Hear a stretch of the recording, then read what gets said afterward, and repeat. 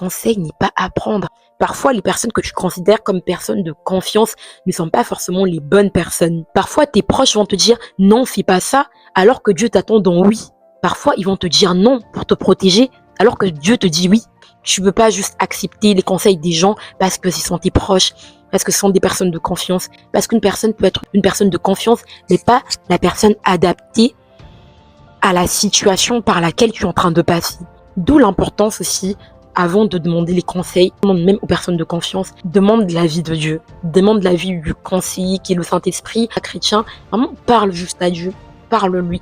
Tu veux passer à côté d'un bon projet, d'une belle opportunité, parce que tu as entendu le conseil d'une personne qui ne comprend pas forcément, qui n'a pas la vision de la chose dans laquelle tu dois rentrer. Pourtant, la personne, elle était bien intentionnée. La veuve de Sarepta. C'est une veuve dans la Bible qui avait perdu son enfant. Quand elle a perdu son enfant, elle a eu à cœur d'aller voir le prophète par qui elle a pu avoir cet enfant. Elle a dit à son mari que tout allait bien. Pourtant, c'était quelqu'un de confiance. Donc, une personne de confiance n'est pas forcément une bonne personne pour la situation. C'est pas parce que c'est ton ami, c'est pas parce que c'est une autorité, c'est pas parce que c'est un adulte que son conseil est forcément bien. D'où en fait l'importance de la sagesse et du discernement. Donc, vraiment, demande à Dieu la sagesse et le discernement.